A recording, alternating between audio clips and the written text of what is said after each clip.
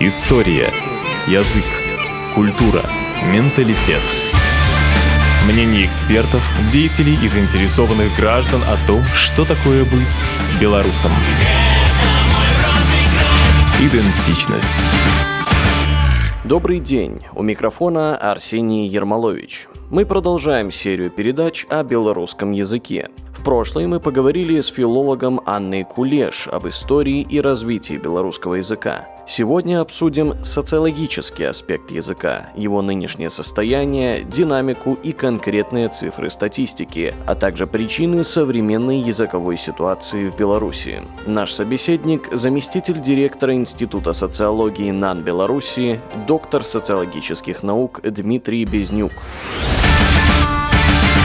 Идентичность.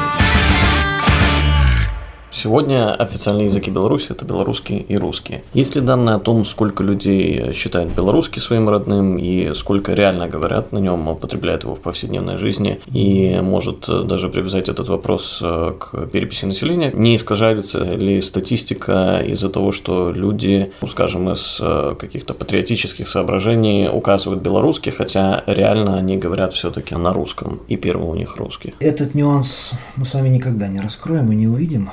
Если говорить о том, что более-менее, очевидно, не очевидно, отражено в цифрах, то последняя перепись нам показала, что 60% считают белорусский родным языком, но эти же 60, они на белорусском языке дома говорят 23%.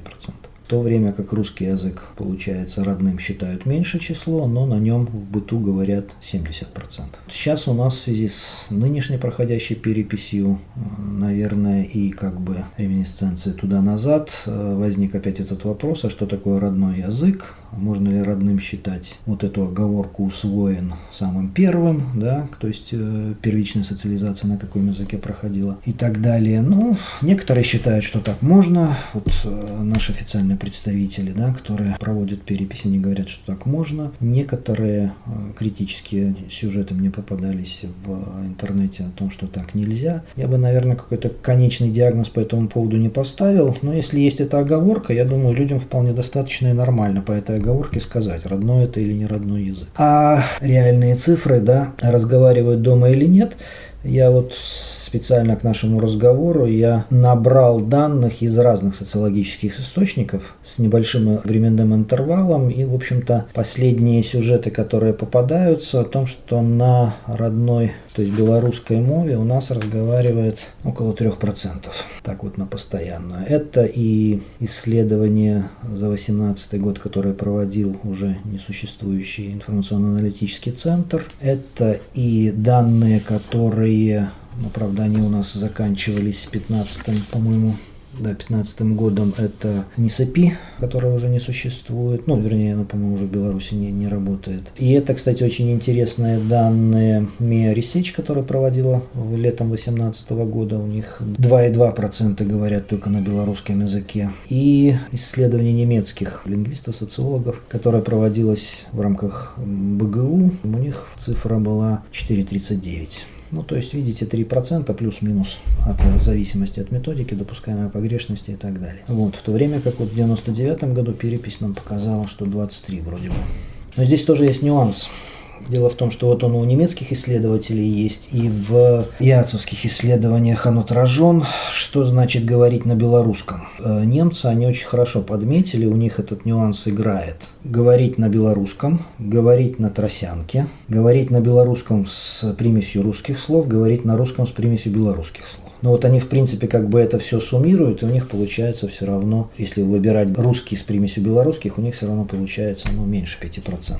Плюс я еще по этому поводу хочу сказать, мне попадалось недавно, по-моему, Федор Повный сказал, что русский язык он впервые услышал, попав в город. Вот у меня такая же ситуация с белорусским. Я белорусский впервые услышал, попав в деревню. Причем, насколько я уже сейчас понимаю, в детстве, это, конечно, не литературный белорусский. Очень далеко не литературный. Это классический вариант тросянки, наверное, можно было бы так сказать.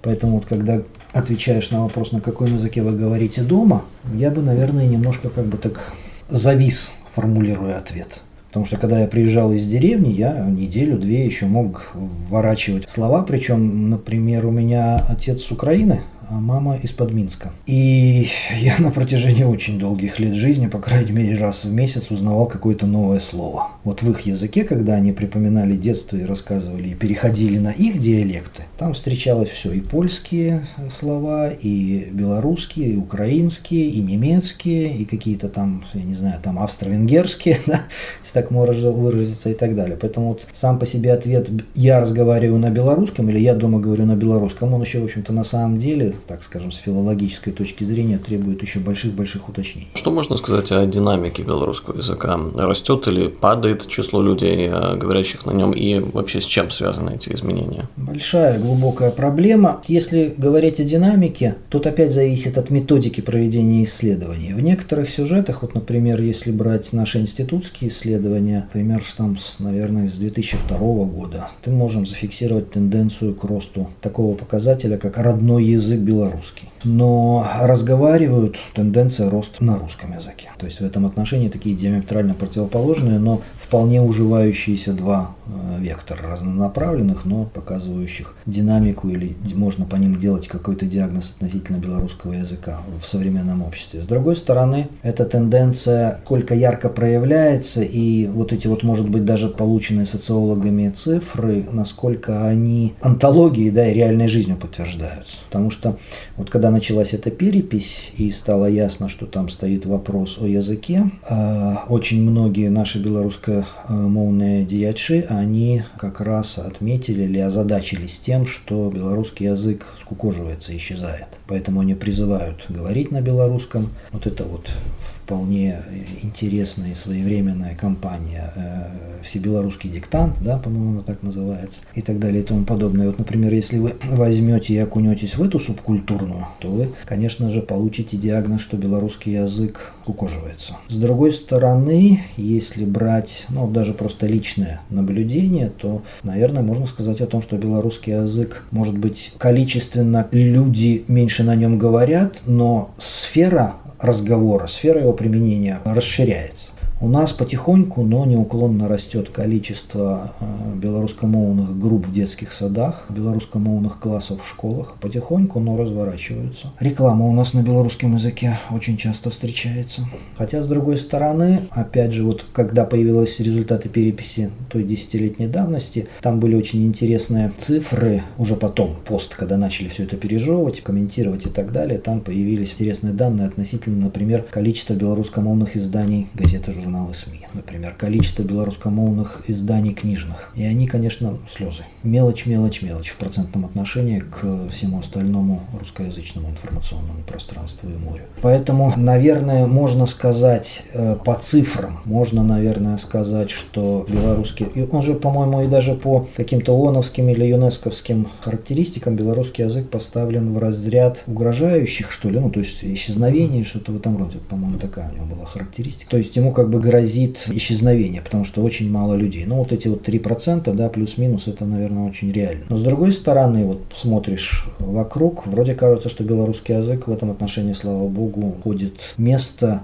лакуны. То есть есть возможность где расширяться, и он немножечко расширяет. Другое дело, вот вы с этого начали задавать вопрос, из патриотических соображений врать в переписи, да, из патриотических как-то. Ложь во благо, да. Я не знаю, в общем-то, как социолог, мы, конечно же, хотим, чтобы люди отвечали правдиво. В этом отношении хотелось бы получить как бы чистые, истинные, да, правдивые цифры. С другой стороны, любой нормальный человек понимает, что вопросы языка, особенно не всегда были. Даже не скажу в последнее время. Или там в отношении событий на Украине, да, всегда эта фраза расхожая есть, что вопросы языка – это вопросы политические. Это становление нации, это развитие нации, это будущее нации. Это много красивых афоризмов в отношении того, что, это душа нации, да, и так далее, и так далее, и так далее. И от политического контекста никуда не уйдешь. Поэтому, может быть, с другой стороны и показать, что ты за развитие белорусского языка, за его сохранение, за не гетоизацию и не превращение его в музейный экспонат, экспонат, может быть, тогда из таких патриотических побуждений можно сказать о том, что мой родной белорусский. Но опять же, когда спрашиваешь, на каком языке разговариваешь, здесь возникает коллизия, которая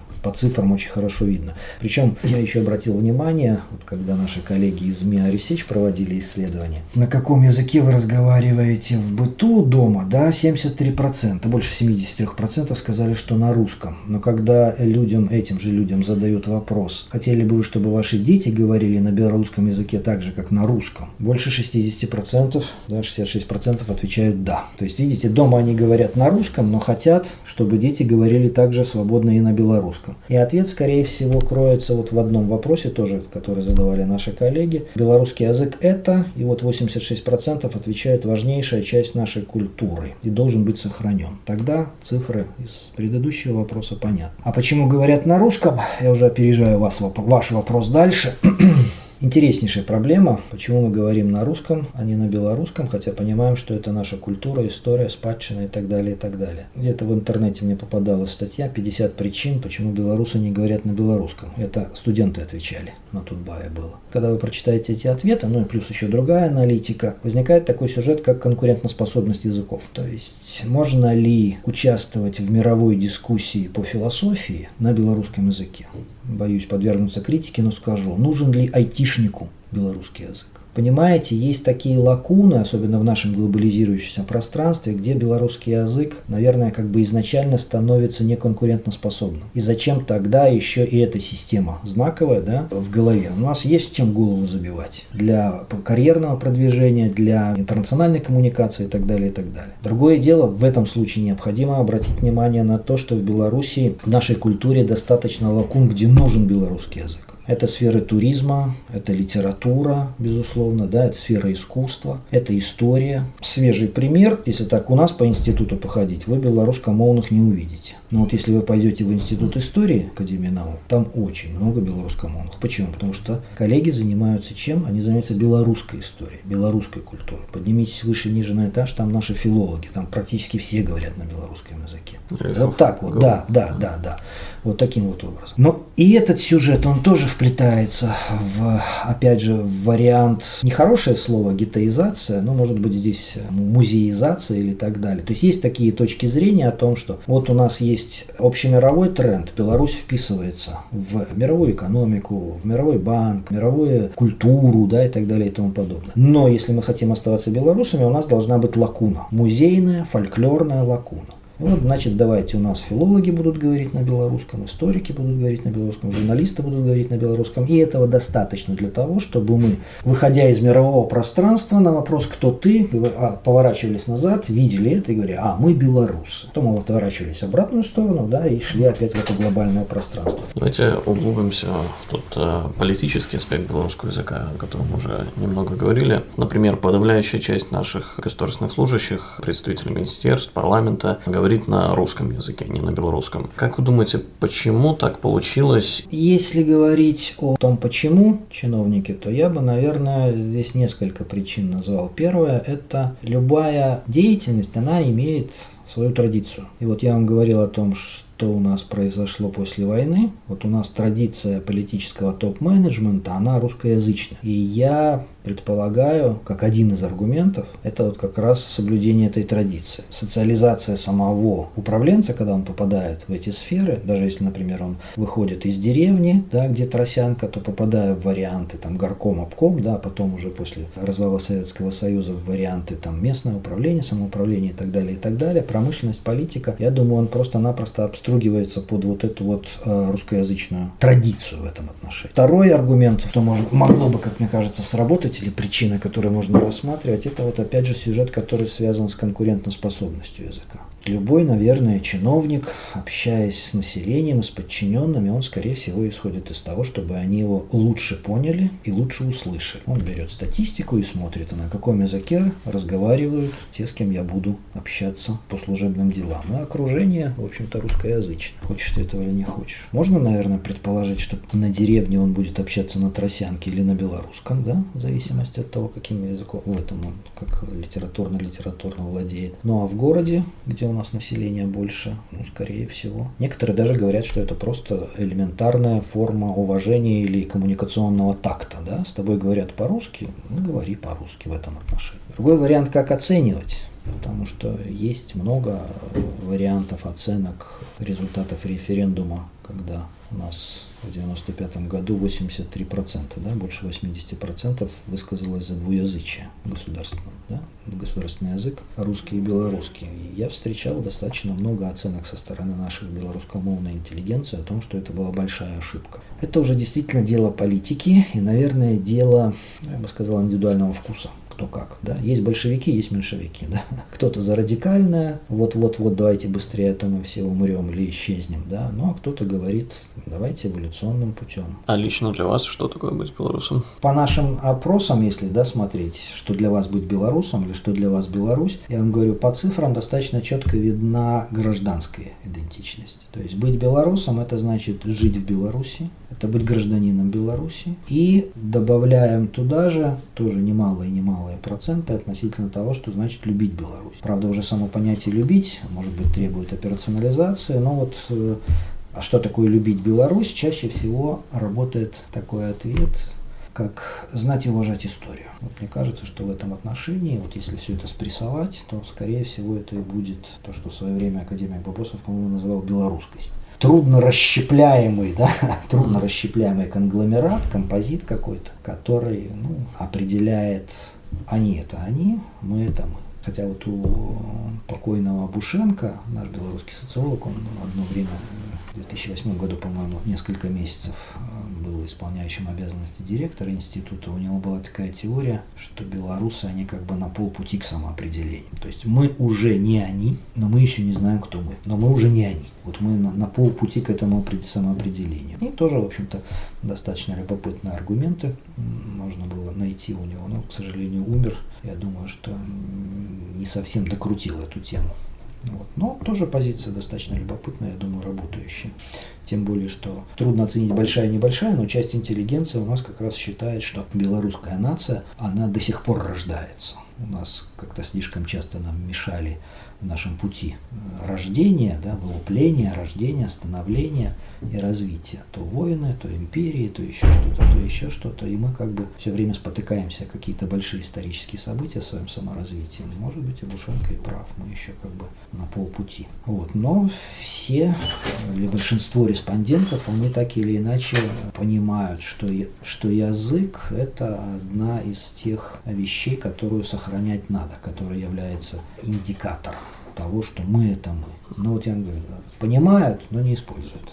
И опять дальше начинаем собирать аргументы, почему не используют. То есть вы бы в отношении себя так обозначили история и язык? Да, наверное, да. История прежде всего, история, которая нас связывает с традицией, и язык, который, скорее всего, один из, опять же, понимаете, я из серии из группы этой рефлексирующей интеллигенции, То есть, для меня как бы очевидно, что язык – это то, что манифестирует тебя, принадлежащим к этому, к этой национальности, к этой культуре. И, так или иначе, язык – это то, что воспроизводит эту культуру. В каком масштабе и в каком качестве – это, наверное, уже другой разговор. Но язык должен быть. Я думаю, что без этого невозможно. Идентичность. Мы поговорили о социологическом аспекте белорусского языка с Дмитрием Безнюком.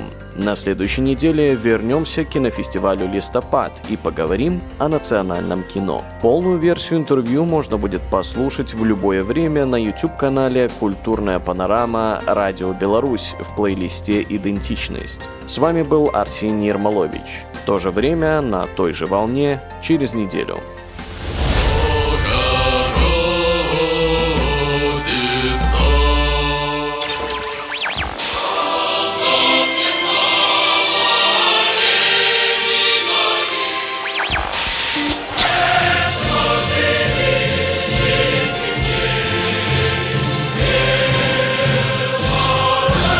Идентичность.